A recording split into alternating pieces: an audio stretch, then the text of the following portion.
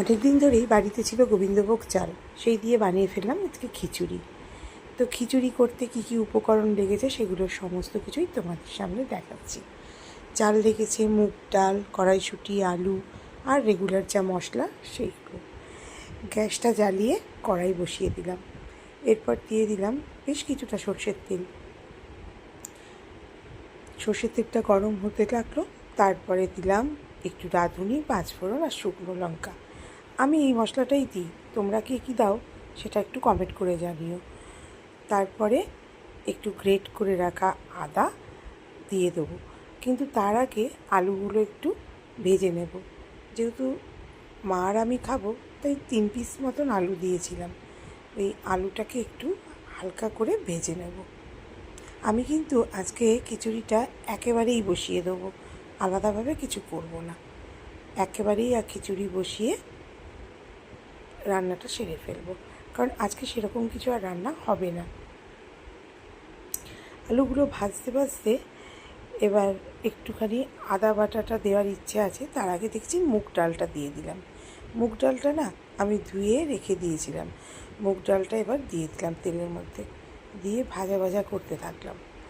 মুগ ডালটা ভাজা ভাজা হতে হতেই এর মধ্যে দিয়ে দেবো আদা বাটা, লঙ্কা, হলুদ, জিরে গুঁড়ো, লবণ সমস্ত কিছু দিয়ে ভালো করে ভাজা ভাজা করব।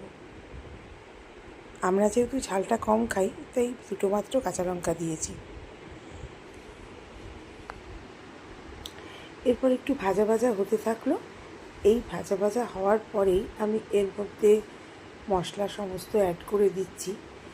আর মশলাটা আমি একটু হাতে করেই দিয়েছি। মা সবসময় বলে হাতে করে মশলা দিলে নাকি রান্নার স্বাদ দ্বিগুণ হয়।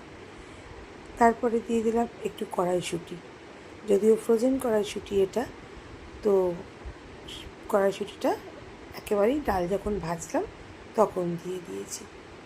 এরপর দিয়ে দেবো পরিমাণ মতন জল দিয়ে ডালটাকে একটু সেদ্ধ হতে দেবো। আর ওইদিকে তো চালটা ধুয়ে ভিজিয়ে রেখেছি, সুতরাং আর কোনো অসুবিধা নেই। এরপরে দিয়ে দিলাম ডালটা সেদ্ধ হতে একটা ঢাকনা। ডালটা অর্ধেকের ওপর সেদ্ধ হয়ে গেছে, তাই এই সময় দিয়ে দিলাম ধুয়ে রাখা চালটা।